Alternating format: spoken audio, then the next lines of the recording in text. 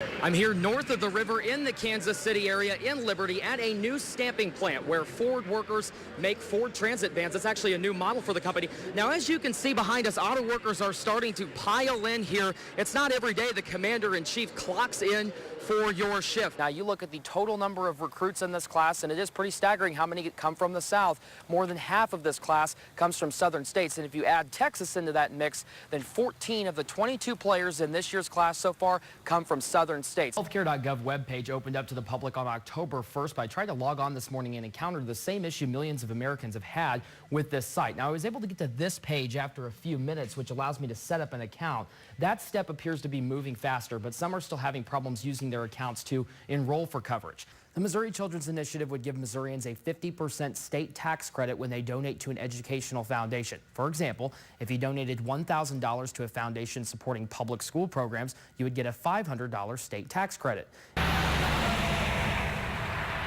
I-70 is the main artery through Missouri, connecting its two largest cities. Nearly 60% of Missourians live within 25 miles of its pavement. I-70 is also America's first interstate. Bob Brindle works for MoDOT and has long looked for ways to improve the 50-plus-year-old road. He says I-70 originally had a 20-year design life. With good maintenance and attention over the years, we've gotten a lot of life out of I-70. But it actually needs to be reconstructed from the ground up, and it needs added capacity.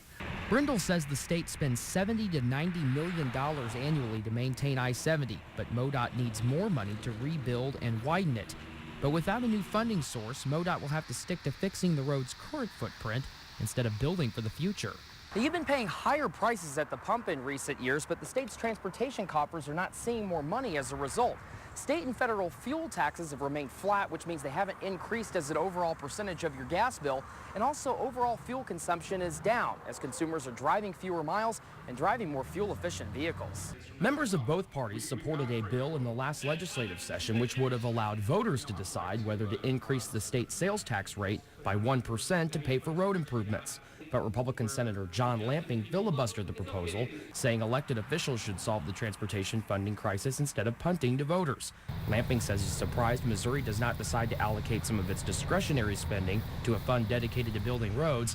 He wants to make that happen in the next legislative session. You know, in the private sector, when you own capital equipment, and roads are analogous to that, if you own buildings or facilities, if you're a university, you amortize and you depreciate those assets, and then you reserve for the replacement of those assets. While Lamping has decided to look at current spending, another group is looking to bypass the legislature and use the initiative petition process to get the 1% sales tax proposal on the ballot. Brindle says MoDOT is in favor of any process that gets the department more money. If Missourians want an enhanced transportation system for the future, it's all about making choices. And it's choices about where you want those improvements made, and it's choices about how you want to pay for them. While we wait for those decisions, the state's main artery will continue to age. Nick Thompson, KOMU 8 News, Jefferson City.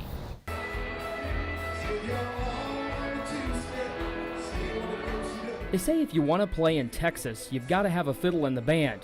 And Governor Rick Perry says if Missouri wants to grow the economy like they do in Texas, the state has to cut taxes. This is a discussion about how America becomes stronger, and Missouri can help lead that. This legislature can send the message all across the country that Missouri is back open for business.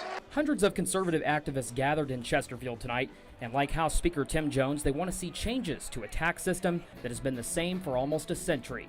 In Missouri, we essentially have an exorbitantly high, extremely unfair, extremely punitive, extremely regressive flat tax. If you make more than $9,000 in this state, you are taxed at the highest level.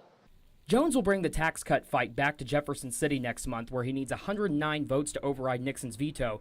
But Perry's visit created hysteria in Missouri political circles, and on the same day of the visit, Attorney General Chris Koster issued a legal opinion that is making even the bill sponsor consider a special session to fix it.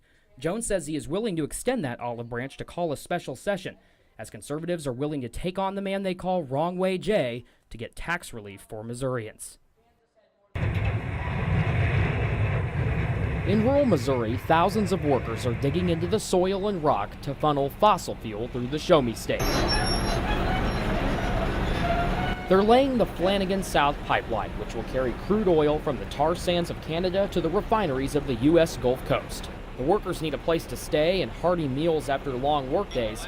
In Moberly, restaurants, hotels, and other businesses have added staff to respond to increased demand. It is millions of dollars of payroll in the multi-county region that hadn't been there this time before.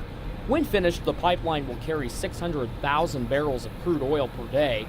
Enbridge has invested $2.6 billion to build it. The new pipeline will join an existing one in Illinois, cross the Mississippi River, and roll from northeast to southwest through 11 Missouri counties before reaching Kansas and then Oklahoma. Enbridge negotiated with landowners and worked at making this a reality for 2 years, but not all Missourians are assured it should cut under the state's land and streams. In Michigan, one of Enbridge's pipelines caused one of the costliest oil spills in U.S. history.